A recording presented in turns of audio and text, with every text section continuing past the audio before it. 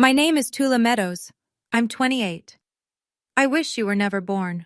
My father said that at my own birthday dinner, in front of 43 people. The candles on the cake were still lit. Nobody moved. Nobody said a word. My stepmother nodded like he'd just confirmed the weather forecast. My half-sister pointed her phone at my face and kept recording. That was 4 months ago. Since then, I haven't raised my voice. I haven't cried in front of a single person. But I did something that made my father call me 17 times in one night. And by the 18th call, his voice wasn't angry anymore. It was begging. Before I go on, please take a moment to like and subscribe, but only if you genuinely connect with this story. Drop a comment with your city and what time it is where you are right now. Now let me take you back to 3 days before my birthday, the night I found out what the party was really for. I need you to understand something about the Meadows family before any of this makes sense. My father, Gerald Meadows, is 58, broad shoulders, deep voice, the kind of man who walks into a room and expects everyone to rearrange themselves around him. For as long as I can remember, he was the center of every holiday table, every family gathering, every decision. No one questioned Gerald, not once. My mother, Emily, died when I was 8. Complications after a surgery, something that went wrong months after she had me. I didn't understand it then. I barely understand it now. But what I understood early, what I felt in every silence, every skipped bedtime story, every look my father gave me when he thought I wasn't watching, was this. He blamed me. He never said it out loud. Not back then. He didn't need to. It lived in the things he didn't do. He didn't come to my school plays. He didn't hang my drawings on the fridge. When I got the flu in 4th grade, it was my grandmother, Eleanor, who drove 40 minutes to pick me up. Not him. Eleanor was my father's mother. She was the only person in that house who made me feel like I had a right to exist. She called me my girl. She came to every single recital. She died 2 years ago, and some days I still reach for my phone to call her. After my mother passed, my father remarried. Linda Holt became Linda Holt Meadows. She brought Brielle, her daughter, from a previous marriage. Brielle was 4 years younger than me, blonde, loud, and instantly, permanently, the favorite. I was moved to the smallest room upstairs. My mother's photos came down. Linda's went up. And that was just the beginning. 4 years ago, my father lost his job at a logistics company. Downsizing, they said. He never looked for another one. I was already working as a registered nurse at the community hospital. 12-hour shifts, night rotations, the kind of tired that sits behind your eyes and doesn't leave. When the first mortgage notice came, Gerald left it on the kitchen counter without a word. Linda mentioned it at dinner like she was commenting on the weather. Someone should probably handle that, she said. She looked at me. So I handled it. The mortgage, the electric, the water, the property tax, the homeowner's insurance. $2,800 a month straight from my paycheck. I set up autopay so I wouldn't have to think about it. I told myself it was temporary. Gerald would find work. Things would balance out. They didn't. Instead, Linda got comfortable. She discovered my credit card had a supplementary card, one she'd somehow talked Gerald into authorizing. I'd see charges I didn't make. A $300 coat for Brielle, shoes, a handbag, then a $1,200 designer bag charged 3 weeks before my birthday. When I brought it up, Gerald shut me down in 4 words. She's your sister, Tula. She wasn't, but I stopped correcting him years ago. What kept me quiet was a promise. Eleanor, in her last weeks, held my hand and said, "Keep this family together, my girl. They'll fall apart without you." I believed her. I thought if I just kept paying, kept showing up, kept being the responsible one, eventually they'd see me. Eventually my father would look at me and see something other than the daughter who cost him his wife. I was wrong. But that $1,200 bag? That was the first crack. 3 nights before my birthday, I came home from a double shift at 1 in the morning. The house was supposed to be dark. It wasn't. A light bled from under the kitchen door, and I could hear voices, low, deliberate, the kind people use when they don't want to be overheard. I stopped on the stairs, held my breath. Linda's voice came first, clear as glass. "We announce it at her birthday. 40 people. If she says no in front of everyone, she looks selfish. If she says yes, problem solved. My father's voice, slower. And if she makes a scene? Then you do what you should have done years ago. A pause. Cut her off. I pressed my back against the wall. My scrubs were still damp from work. My hands were shaking. Not from cold. They were talking about my savings, $52,000, 6 years of overtime, holiday shifts, skipped vacations, every dollar I had that wasn't already draining into their mortgage and their electricity, and Linda's credit card charges. Brielle was engaged. I didn't even know until that moment. And they wanted my money to pay for her wedding. Not asked, wanted, planned, choreographed, down to the audience. She owes this family, Linda said. Her voice had no hesitation. It's time to collect. I backed up the stairs, one step at a time. My heart was slamming so hard I was certain they could hear it. They didn't. I sat on my bed in that tiny room for 2 hours. I didn't cry. I stared at the ceiling and thought about every payment, every silent dinner, every time I swallowed the word no, because I was afraid of what would happen if I said it. Something shifted that night. I didn't know what yet, but it was already moving. The next morning I sat in my car in the hospital parking lot and made a phone call I'd been putting off for 2 years. Margaret Calloway, 64, estate attorney, my grandmother's closest friend for 3 decades. Eleanor had mentioned her name exactly once in her final days, in a voice so quiet I almost missed it. If you ever need to understand what I've left behind, Eleanor had whispered, call Margaret. I'd written the number on the back of a grocery receipt and tucked it into my wallet. It stayed there, untouched, through Eleanor's funeral, through 2 years of bills and silence and a house that never felt like mine. Margaret picked up on the second ring. Tula Meadows, she said, like she'd been expecting me. Your grandmother told me you'd call eventually. I need to know what she left, I said. I think I need to know now. Come to my office. There are things your grandmother wanted you to know, when you were ready. She paused. Are you ready? I think so. Then I'll have everything prepared. I scheduled the appointment for the following week, after the birthday dinner. Whatever was coming, I needed to get through Saturday first. That afternoon, Brielle found me in the kitchen. She held up her left hand, wiggling a diamond ring I'd never seen before. You're gonna help with my wedding, right? She smiled. Dad says you have some savings. I looked at the ring. I looked at her face. She wasn't being cruel. She genuinely believed I existed to fund her life. That was worse. We'll talk about it later, I said. I didn't know what Margaret had for me, but I knew one thing. Whatever Eleanor left behind, she left it for a reason.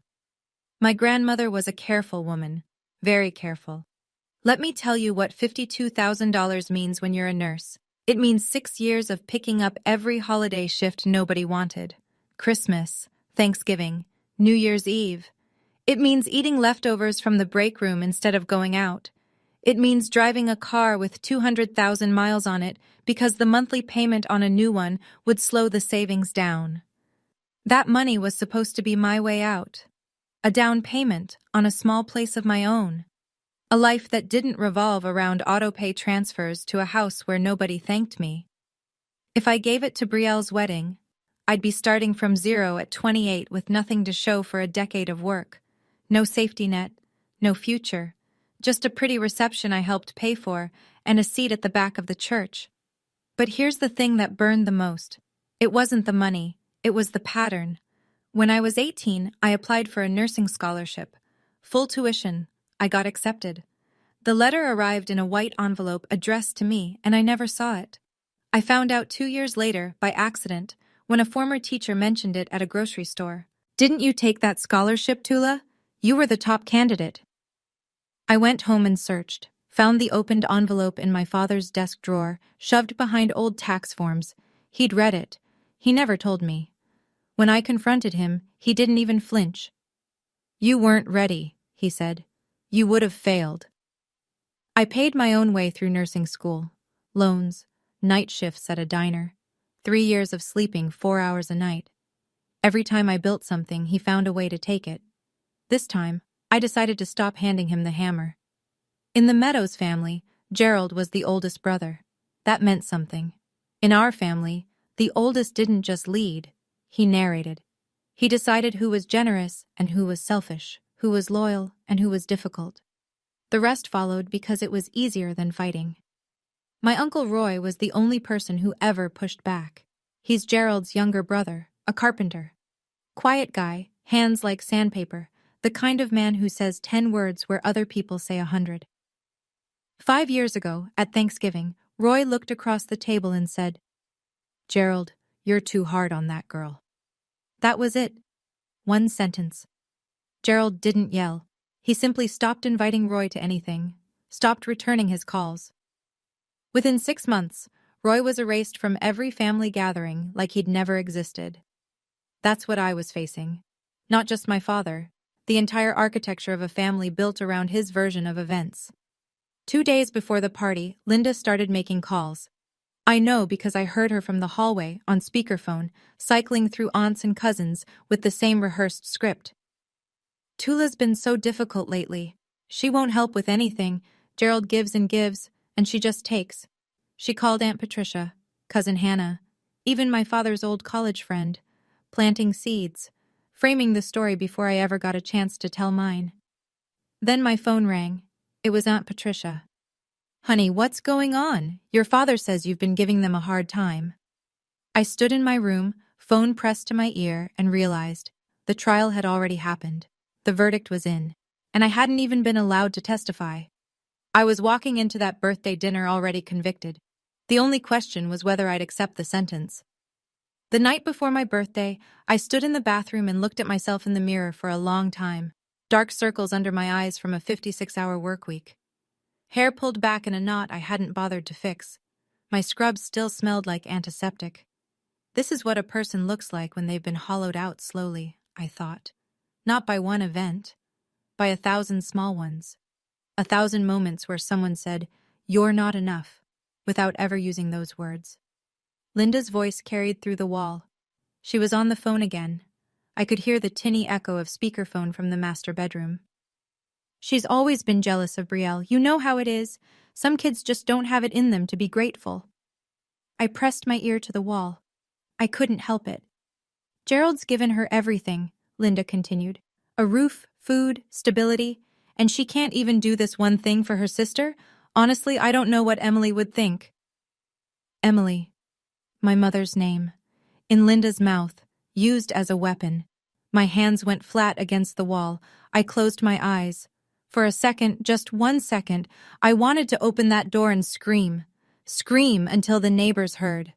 Scream until someone in this house finally understood what it felt like to be me. But I didn't. Because screaming was what they expected. Screaming was what Linda had prepped 43 people to witness. The dramatic, ungrateful stepdaughter, making a scene. I stepped back from the wall, sat on the edge of my bed, and I thought about something Eleanor used to say. "Quiet strength, my girl. Let them shout. You just keep standing." So that's what I did. I picked out a dress for my birthday, and I stood. Saturday evening. Rossini's, a mid-range Italian restaurant on the east side with exposed brick walls and warm pendant lighting. Gerald had booked the private dining room. 43 people. I walked in wearing the only nice dress I owned, navy blue, modest. I'd curled my hair, put on lipstick. For the first time in months, I wanted to feel like someone worth celebrating. The room buzzed with conversation. White tablecloths, candles in glass holders. A banner stretched across the back wall. "Happy birthday, Tula." Someone had ordered a cake. Chocolate, my favorite. For a moment I let myself believe it was real. Then I noticed the seating. The main table, the one directly under the banner, had 5 chairs, Gerald at the head, Linda to his right, Brielle next to Linda, Derek Collins, Brielle's fiancé, beside her, and 1 empty seat for Gerald's college friend. My name was on a place card at a smaller table, near the kitchen door, at my own birthday dinner. I picked up the card and sat down without a word. People greeted me as they passed, quick hugs. "Happy birthday, sweetheart." But the conversations always drifted. "Brielle, show me that ring. When's the wedding?" "Linda, you must be thrilled." I watched from my table, sipping water, smiling when someone glanced my way. Then Gerald stood. He tapped his glass with a butter knife. The room quieted. He picked up the small wireless microphone the restaurant had provided. He looked out at 43 faces. He smiled. "Tonight is special," he began. "Not just because of Tula's birthday," my chest tightened, "but because we have a very exciting announcement." He turned toward Brielle. His whole face lit up. And I understood right then that this party had never been for me. "Our beautiful Brielle," Gerald said into the microphone, "is engaged." The room erupted. Applause, squeals, chairs scraped back as people stood to hug Brielle. She rose from the main table, hand extended, diamond catching the pendant light like a tiny spotlight built just for her. For the next 10 minutes, my birthday evaporated. Aunt Patricia clasped Brielle's hand and examined the ring. Cousin Hannah took a photo for Instagram. Gerald's college friend clapped Derek on the back. Linda stood behind Brielle, one hand on her daughter's shoulder, beaming like she'd just won something. No one looked at me. I sat at my table by the kitchen door. The cake with my name on it sat untouched at the end of the buffet. The candles hadn't been lit. Derek caught my eye once. He was standing slightly apart from the circle around Brielle, his jaw tight. He gave me a look I couldn't quite read, not pity exactly, something closer to recognition.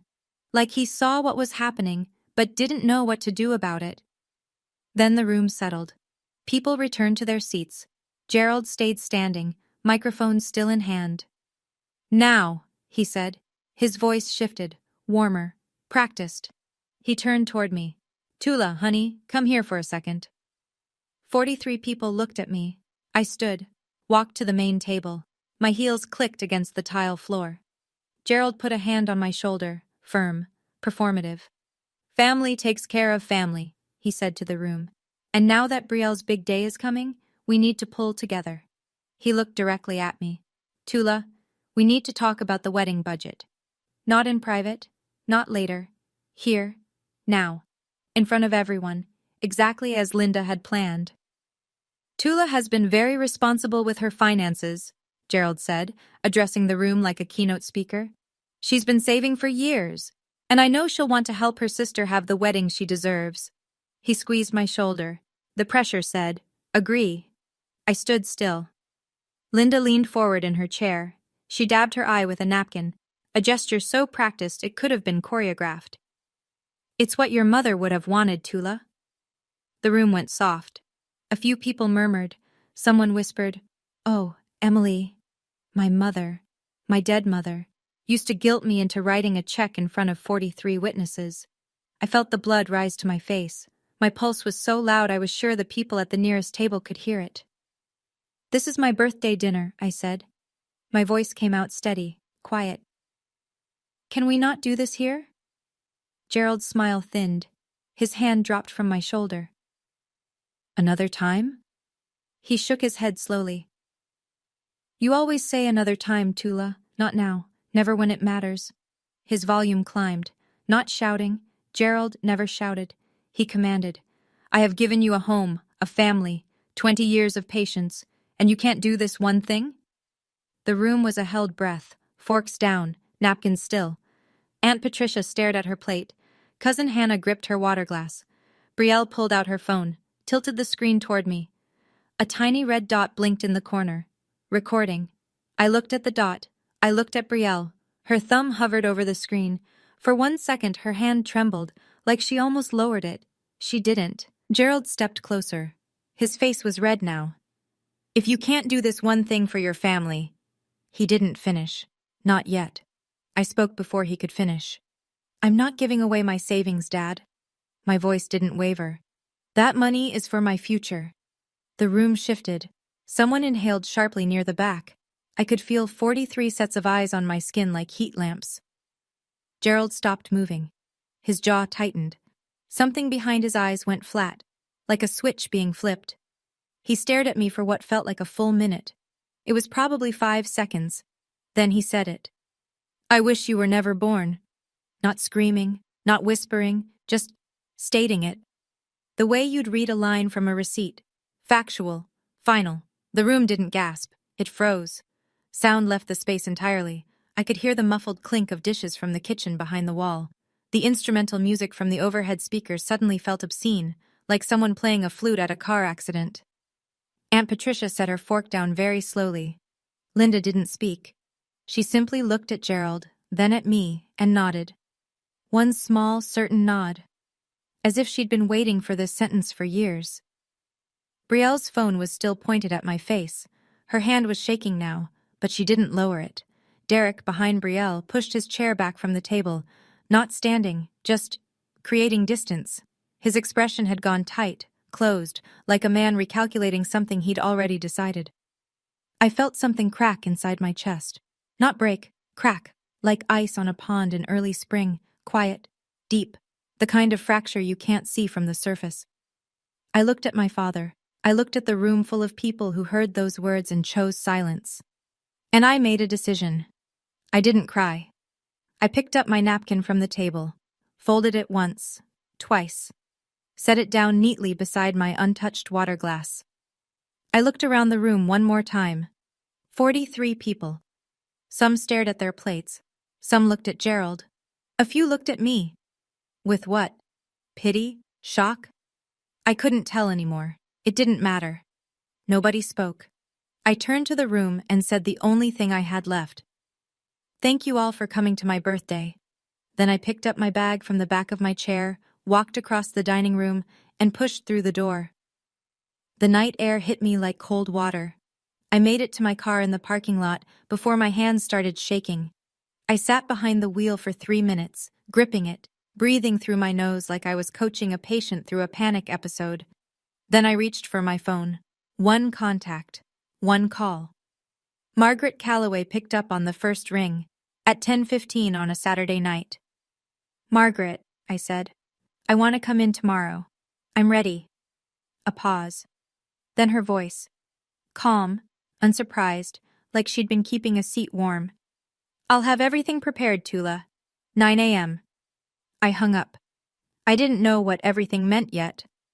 I didn't know what Eleanor had left behind, or why Margaret had been waiting for my call for 2 years. All I knew was that my grandmother had never done anything without a reason. She was deliberate about her recipes, her garden, her Sunday phone calls. She would have been deliberate about this too. I turned the key in the ignition and pulled out of the parking lot. I didn't look at the restaurant in the rearview mirror, not once. 6:30 a.m. The house was silent. I'd packed the night before. One suitcase, one duffel bag, only things that were mine, clothes, my nursing license in its frame, a photo of Eleanor and me at the county fair when I was 11. I left everything else. I carried the bags downstairs in 2 trips, stepping over the creaky 3rd step by habit. No one stirred. Gerald's snoring rumbled from behind the master bedroom door. Linda's sleep mask was probably still on. At the kitchen table, I sat down and opened my laptop. 15 minutes of precise, quiet work. First, I transferred my savings to a new account at a different bank. Every cent moved. Second, I called the credit card company's automated line and canceled the supplementary card, effective immediately. Third, I confirmed the lease on a studio apartment 6 miles across town. I toured it the previous week on my lunch break without telling anyone. 400 square feet, clean, mine. Before I left, I placed a single envelope on the kitchen counter. Inside, 4 years of bank statements, every mortgage payment, every insurance premium, every utility bill, every tax installment, highlighted, totaled, dated, $134,000, all from my account, all for this house. No letter, no explanation, no "I told you so." Just numbers. I zipped my jacket, picked up my bags, and walked to the front door. The hallway was still dark. The house smelled like Linda's lavender diffuser and old carpet. I'd lived here for 20 years. I'd paid for it for 4. I turned the knob, stepped outside, and pulled the door shut behind me. It clicked. Soft. Final. I loaded the car and drove east into a sky that was just beginning to turn pink. I did not come back. I want to pause here for a second. If you've ever had to leave a place you called home, not because you wanted to, but because you had no other choice, type "I understand" in the comments. I read every single one. And if you think I should forgive my father or set a permanent boundary, let me know that too.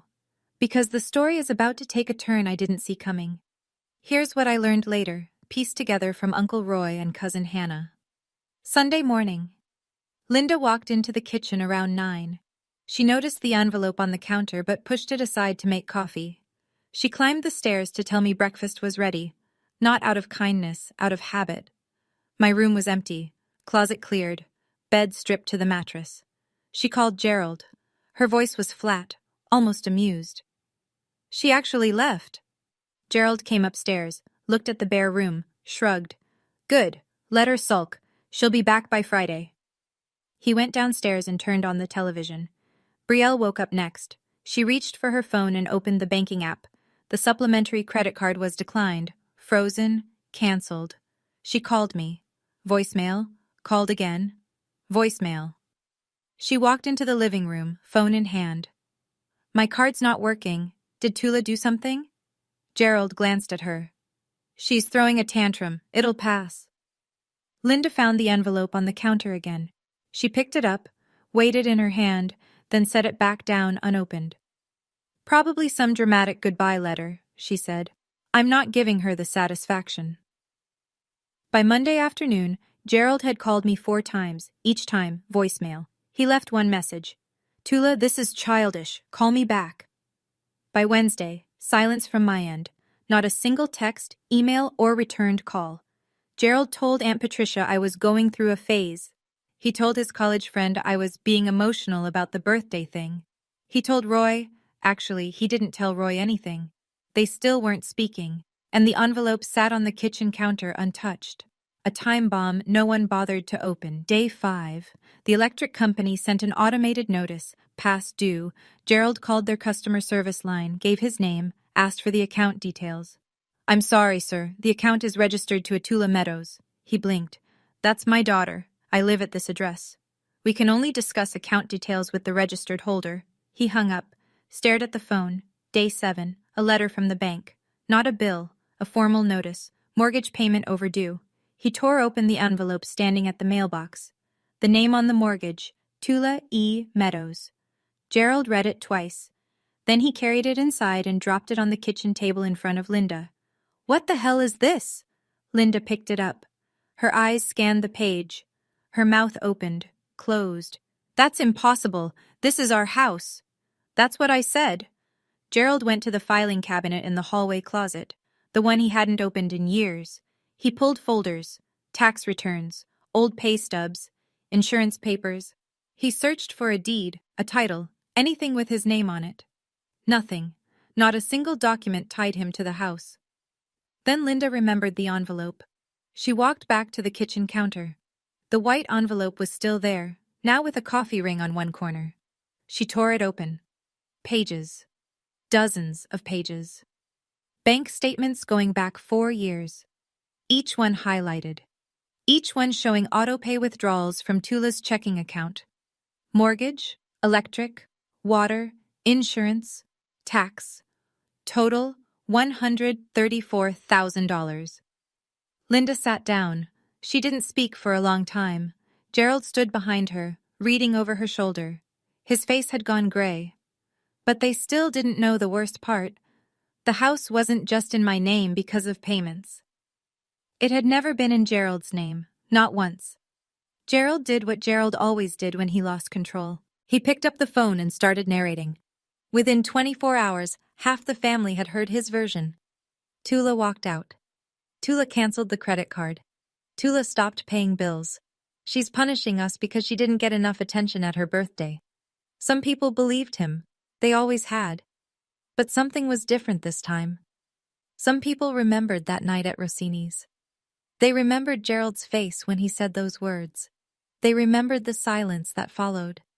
And they remembered that not a single person in that room, including themselves, had stood up. Cousin Hannah called me on a Thursday evening. I almost didn't answer. But Hannah and I had been close once, before Gerald's gravity pulled everyone into his orbit. Tula, what's going on? Your dad says you're trying to punish them. I leaned against my kitchen counter.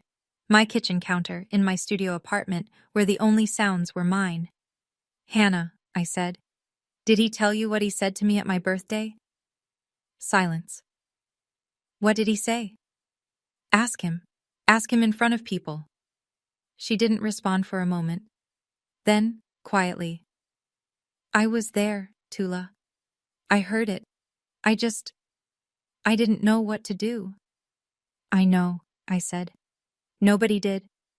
Meanwhile, Gerald made one more call. He drove to Uncle Roy's house, the brother he hadn't spoken to in 2 years, and knocked on the door.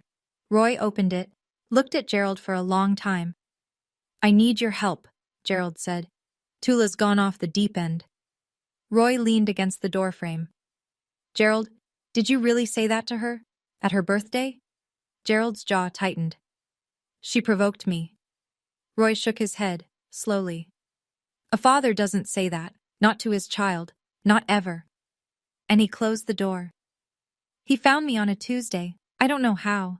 I suspect he called the hospital and someone mentioned seeing me near the east side. Or maybe he drove around until he spotted my car.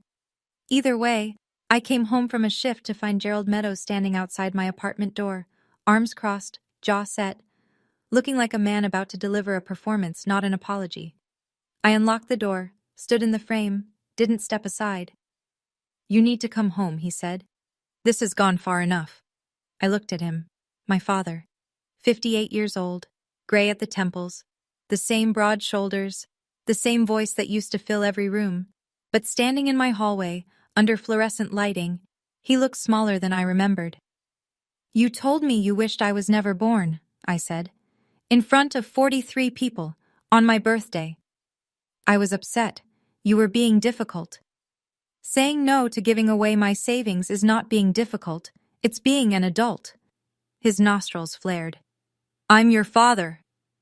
Then act like one. We stood there, 3 feet apart. The hallway smelled like someone's dinner. Garlic, onion, something warm that had nothing to do with either of us. You can't just leave, he said. His voice dropped. Not softer. Thinner. Bills are piling up. The mortgage is late. Linda is not my responsibility, I said. Neither is Brielle. Neither is the house. I paused. You told me you wished I was never born. I'm simply granting your wish. I closed the door. Gently. No slam. No dramatic exit. Just a soft click and the sound of his breathing on the other side. He stood there for a while. I know because I watched the shadow of his shoes under the door. Then he left. But he didn't know what was coming next. 2 weeks after I left, Gerald called a family meeting. He chose the community center attached to our church, a beige room with folding chairs, buzzing overhead lights, and a coffee urn that was always either empty or burned. About 30 people came, aunts, uncles, cousins.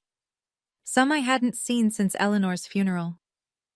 Gerald stood at the front like he was conducting a town hall. Linda sat in the first row, tissue in hand. Brielle sat beside her, arms folded, phone face down on her lap for once. I asked everyone here, Gerald began, because we have a family situation that needs to be addressed. He launched into his version. Tula abandoned the family. Tula canceled the credit card. Tula stopped paying the bills. Tula is punishing all of them because of a misunderstanding at dinner. Linda dabbed her eyes, on cue. A few people nodded, a few shifted uncomfortably. Aunt Patricia kept her eyes on the floor. Gerald built to his closing argument. All I'm asking is that someone talk sense into her. She's hurting this family. That's when Uncle Roy stood up. He'd been sitting in the back row, quiet, arms on his knees. No one had expected him to come. Gerald certainly hadn't invited him. But Roy had heard about the meeting through Cousin Hannah, and he drove 40 minutes to be there.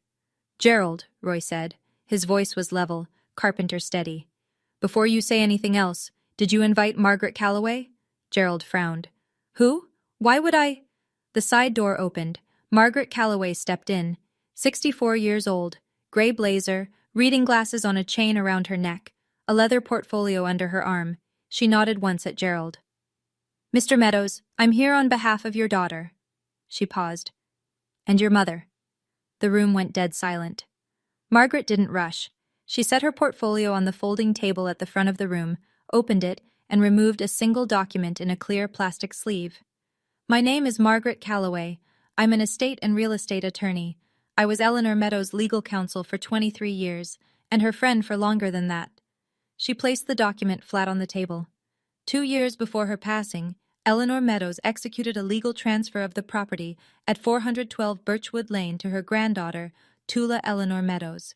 The transfer was notarized, recorded with the county, and is fully binding.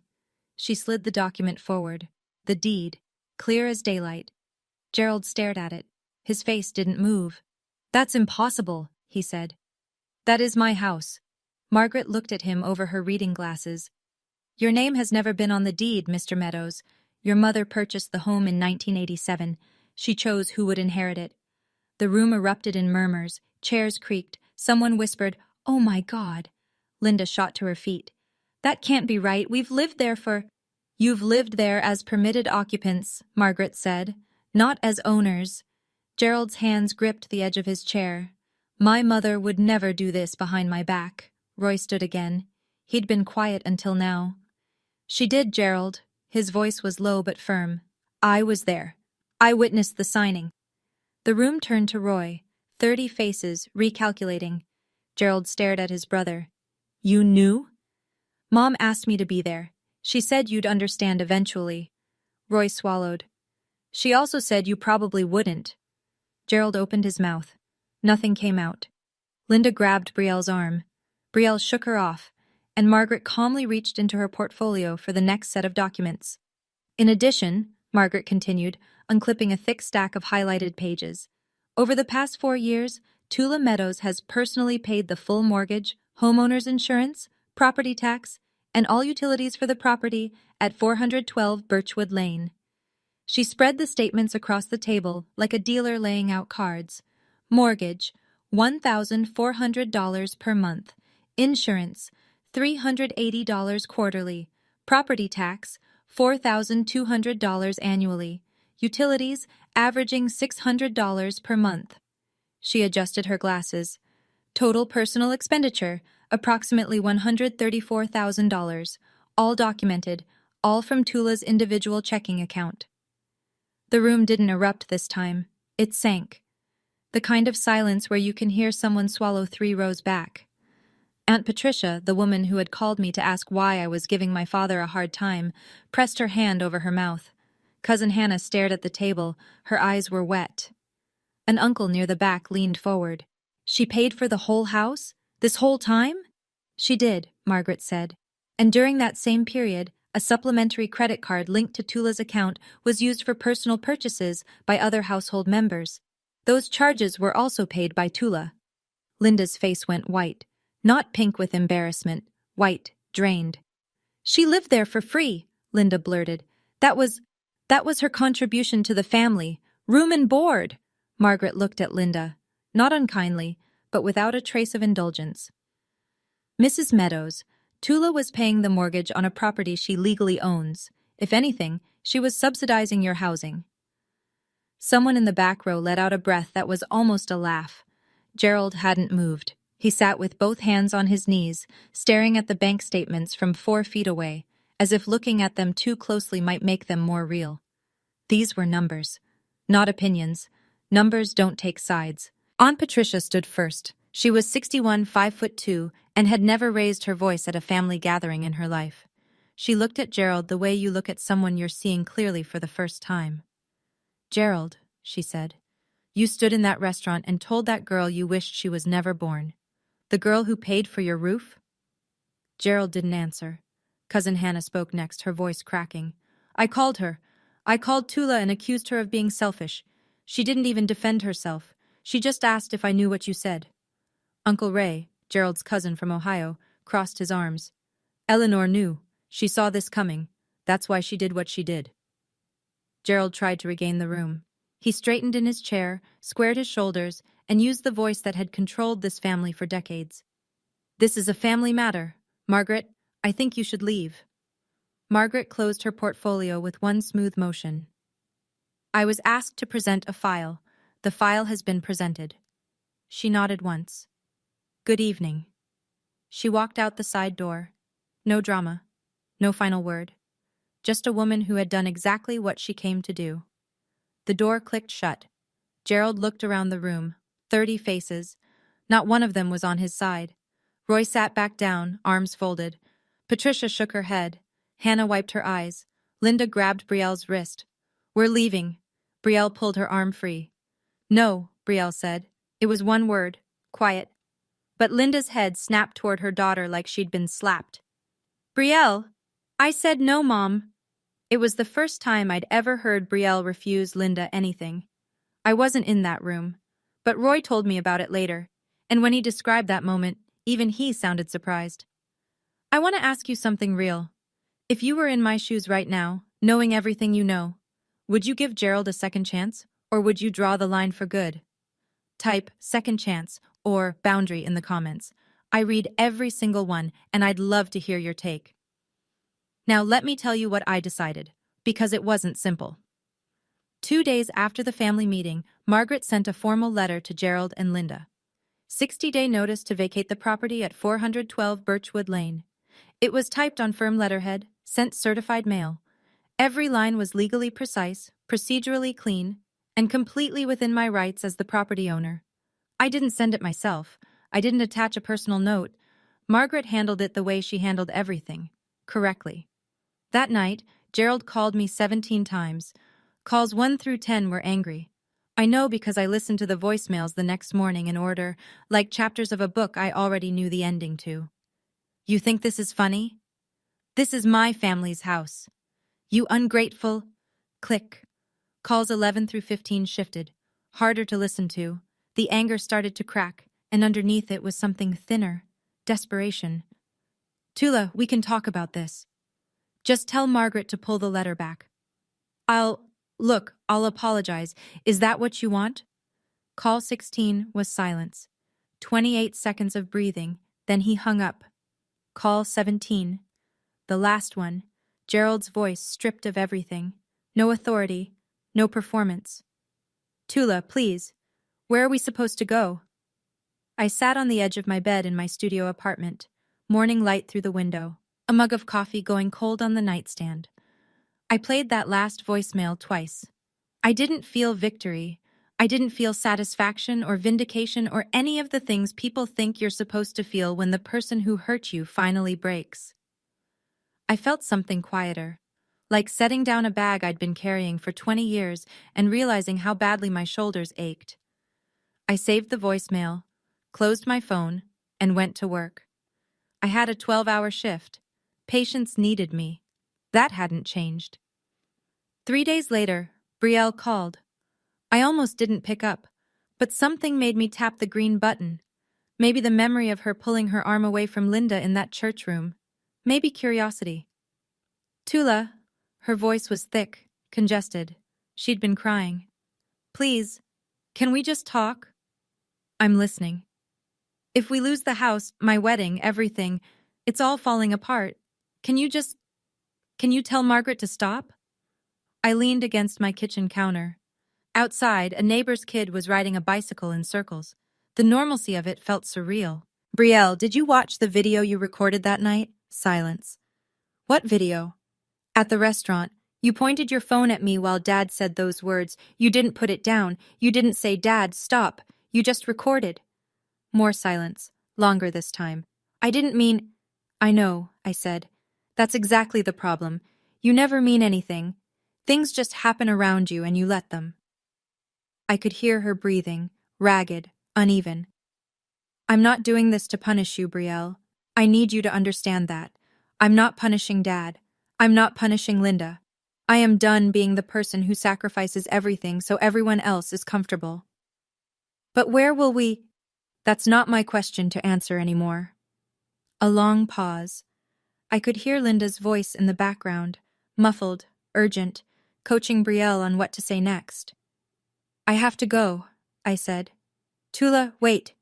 Brielle, I wish you well. I really do. But this conversation is over. I hung up. Set the phone face down on the counter. It was the gentlest ending I could offer. And it was still one of the hardest things I've ever done. But it wasn't the last call I received that week. The call came on a Friday evening. I didn't recognize the number, almost let it go to voicemail. But I'd had enough voicemails for one lifetime, so I answered. Tula, this is Derek Collins. I set down the takeout container I'd been eating from. Brielle's fiancé. We'd never spoken one-on-one before. Not once. I know this is unexpected, he said. His voice was careful, measured, like a man who'd spent days rehearsing this call. I wanted to say something, and I think I owe it to you to say it directly. I'm listening. I was there that night. At the restaurant. I saw what happened. A breath. I should have said something. I should have stood up. I didn't, and I'm sorry. I stared at the wall of my apartment. A crack ran along the plaster near the ceiling. I'd been meaning to mention it to the landlord. Thank you, Derek. There's more. Another pause. I've been watching how your family treats you, not just that night, the months before. The way Linda talks about you when you're not in the room, the way Gerald takes credit for things I now know you paid for. His voice tightened. Honestly, Tula, I'm rethinking a lot of things. My chest ached, not from pain, from something rarer, recognition. That's between you and Brielle, I said softly. I know it is, but I wanted you to know. Someone in that room saw you, and what your father did was wrong. For the first time since the night of my birthday, my eyes stung. I blinked hard. Twice. Thank you, I said again. And I meant it in a way I couldn't fully explain. We said goodbye. I sat very still for a while. Someone saw me. After all of it, someone actually saw me. Week 3. Gerald and Linda moved out of 412 Birchwood Lane. Not because the 60 days were up, they had time left, but because the mortgage was past due, the electric bill was in collections, and Gerald couldn't bring himself to call me and ask for help paying for a house he now knew wasn't his. Uncle Roy took them in. He set up the spare bedroom, made space in the garage for Gerald's boxes, cooked dinner the first night without saying much. That was Roy, practical before emotional. But he had one rule. You can stay, he told Gerald, but you don't speak her name like that under my roof. Gerald nodded. He didn't argue. According to Roy, it was the first time in decades that Gerald accepted a condition from his younger brother without pushback. The wider family knew everything now. Margaret's presentation at the church had traveled through the Meadows network like a shockwave. Aunt Patricia called to apologize. Cousin Hannah sent a long text that ended with, I should have spoken up that night. I'm sorry I didn't. 4 or 5 other relatives reached out, some awkward, some tearful, some just short messages, thinking of you. Linda, meanwhile, tried a different strategy. She posted on Facebook a long, emotional status about being forced out of our home by a vindictive stepdaughter. She tagged 6 family members and added a crying emoji. It lasted 2 hours. Cousin Hannah replied with a screenshot of the bank statements, names and account numbers blacked out, but the totals clear. 23 people saw it before Linda deleted the entire post. Brielle's social media went dark. Her Instagram, which usually posted 3 times a day, showed nothing for the first time in years. The silence from that corner was louder than anything she'd ever posted. Margaret delivered the second envelope on a gray Wednesday morning. She'd been holding it for 2 years, sealed, handwritten, with instructions from Eleanor that were specific down to the timing. Give this to Gerald only after he learns the truth about the house. Eleanor had known. She'd known how this story would unfold. Maybe not the details, but the shape of it. The inevitability. Roy told me later what happened. Gerald was alone in Roy's spare bedroom. Margaret had dropped the envelope at the front door with Roy, who carried it upstairs and set it on the dresser. From Mom, Roy said. Margaret says she wanted you to have it when you were ready. Gerald stared at the envelope for an hour before he opened it. The letter was 2 pages. Eleanor's handwriting. Neat, slanted slightly to the right, the way she wrote recipe cards and birthday notes. I never read the full thing. Gerald never showed it to anyone. But Roy saw him afterward, and the parts Gerald eventually repeated, in fragments over weeks, were enough. Eleanor wrote that she loved her son. She also wrote that she'd watched him punish a child for a grief that was never that child's fault. You blame her for Emily's death, she wrote. But Emily died loving both of you. Don't punish the living for the grief of losing. She explained why she gave the house to me, not as punishment, as protection. Tula is the only one in this house who knows how to love without keeping score. She's also the only one who would never ask for what she deserves, so I'm making sure she has it whether she asks or not. Gerald sat in that room for a very long time. When he came downstairs, his eyes were red. He didn't say a word. He called me 2 weeks later. I almost didn't answer. I'd gotten used to silence by then. The good kind. The kind that belongs to you because no one is filling it with demands. But I picked up. I don't entirely know why. Maybe because it was the first time he'd called just once, at a normal hour, without following up 17 more times. Tula. Dad. A long pause. I could hear Roy's house in the background. A clock ticking. Something humming. A refrigerator, maybe. I read Mom's letter, he said. I waited. I don't... He stopped. Started over. His voice was rough, unsteady, like he was speaking a language he hadn't used in years. I don't know how to fix this. I pressed the phone against my ear, closed my eyes. I'm not asking you to fix it, Dad. I'm asking you to stop breaking it. He didn't respond right away. When he spoke again, it was barely above a whisper. Can I see you? Not yet. When? I don't know. Maybe someday. But only if things are actually different, not performed. Different. Silence. Then, okay.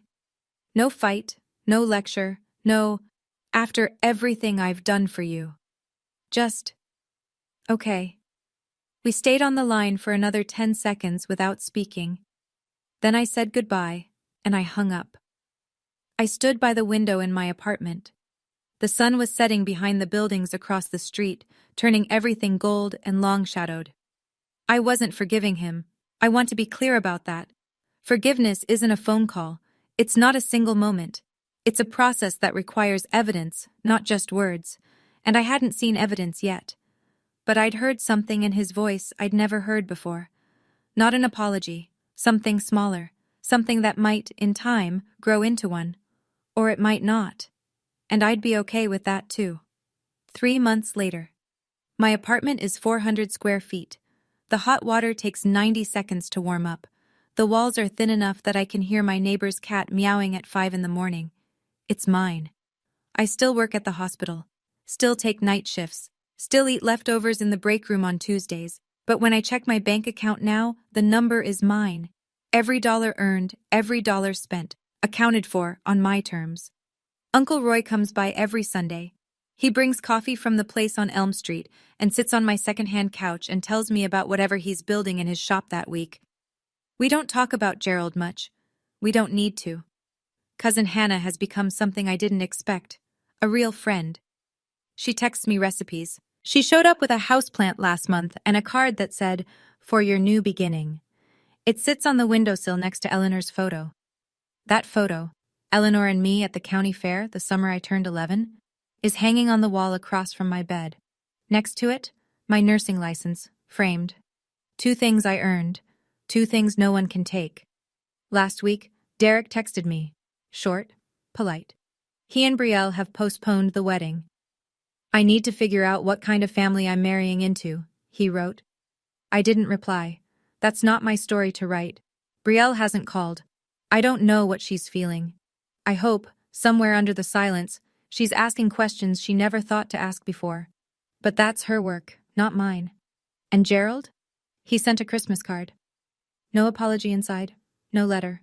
Just my name on the front, written in his handwriting. Tula. That's all. Just my name. Like he was practicing saying it without flinching. I'm not telling you this story so you'll feel sorry for me. I'm telling you because maybe you're sitting somewhere right now, in a house you pay for but don't feel welcome in, next to people who take everything you give and call it not enough. Staring at a phone full of messages from someone who hurt you and wants you to pretend it didn't happen. I've been there. I know what that silence sounds like from the inside. Leaving wasn't revenge. I know some people will call it that. They'll say I was cold. They'll say I should have tried harder, talked it out, given another chance, another year, another $100,000 of patience. But leaving was the first time I chose myself. And I don't think that's cold. I think it's the warmest thing I've ever done. You don't need someone's permission to protect your own life. You don't need the person who hurt you to agree that it was wrong before you're allowed to walk away. You don't need to scream or argue or build a case. Sometimes you just fold the napkin, stand up, and go. My grandmother taught me that, not in words, but in the way she lived. She loved fiercely and she planned carefully, and when she saw something wrong, she didn't make a speech. She made a move, quiet strength. If this story touched something in you, I want you to know, you're not alone. And you don't have to stay in a room where no one sees you just because it's the only room you've ever known. There are doors, and they're yours to open. Leaving wasn't revenge.